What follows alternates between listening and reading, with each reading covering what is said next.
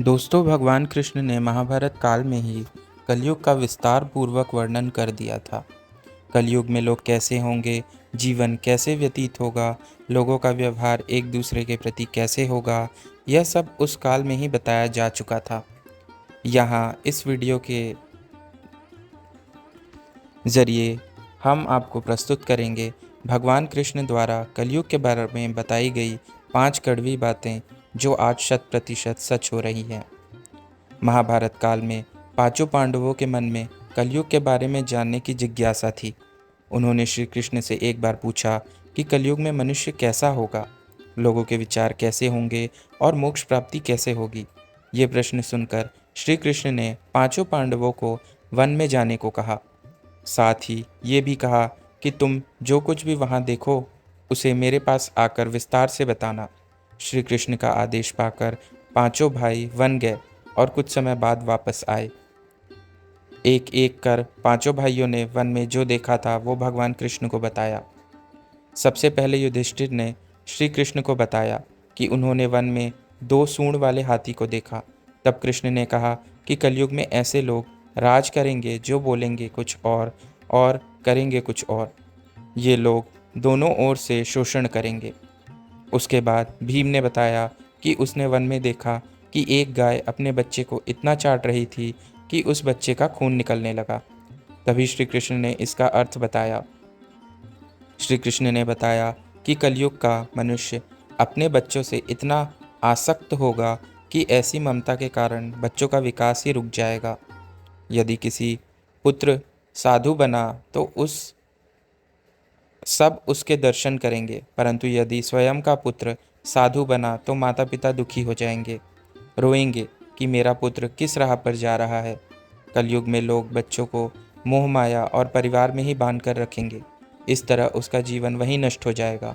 फिर श्री कृष्ण ने कहा कि तुम्हारे पुत्र तुम्हारे नहीं बल्कि तुम्हारी पत्नियों की अमानत है और पुत्रियां तुम्हारी अमानत है। यह शरीर मृत्यु की अमानत है और आत्मा परमात्मा की अमानत है। इसी तरह भीम के बाद अर्जुन ने बताया कि उसने एक पक्षी को देखा जिसकी पंख पर वेद की ऋचाई लिखी हुई थी, परंतु वो एक मनुष्य का मांस खा रहा था। यह देखकर मैं हैरान हो गया। तब श्री कृष्ण ने बताया कि कलयुग में ऐसे लोग होंगे जिन्हें विद्वान कहा जाएगा, किंतु उनकी मंशा यही होगी कि किसी की जल्दी मृत्यु हो जिससे उसकी संपत्ति को अपना बना लिया जाए। व्यक्ति का ओहदा चाहे कितना भी बड़ा क्यों न हो, किंतु उसकी दृष्टि दूसरों की संपत्ति पर रहेगी। ऐसे लोग बहुत होंगे जो कि धन को छीनने के आतुर होंगे। वास्तविक संत तो कोई और ही होगा।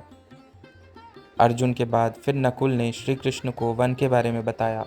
नकुल ने कहा कि मैंने देखा कि एक भारी चट्टान पर्वत से गिरी और बड़े से बड़े वृक्ष भी उसे नहीं रोक पाए, परंतु एक छोटे से पौधे से टकराकर वह चट्टान वहीं रुक गई।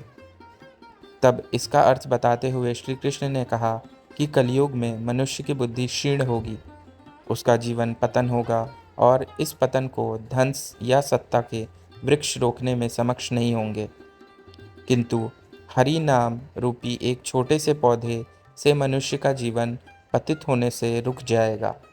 हरि कीर्तन से मनुष्य की बुद्धि प्रबल होगी। अपने चारों भाइयों की तरह सहदेव ने भी भगवान कृष्ण से वन की बात बताई।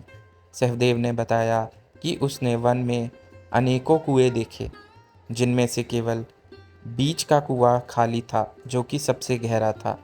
कृष्ण ने सहदेव को इसका अर्थ बताते हुए कहा कि कलयुग में धनी व्यक्ति अपने शौक के लिए पुत्री विवाह में उत्सवों में खर्च करेंगे, परंतु यदि किसी भूखे को देखेंगे तो उसकी सहायता करने में किसी की कोई रुचि नहीं होगी। इंद्रियों की संतुष्टि, मदिरापान, मांस भक्षण और व्यसन में धन खर्च किया जाएगा।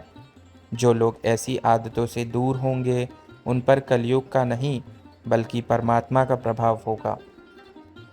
तो दोस्तों, ये है कलयुग के 5 कड़वे सत्य जो भगवान श्री कृष्ण ने बताए थे। यदि आपको हमारी वीडियो अच्छी लगी तो इसे लाइक करें और चैनल को सब्सक्राइब करें ताकि हम आपके लिए ऐसे ही वीडियो लाते रहें। धन्यवाद और शुभकामनाएं।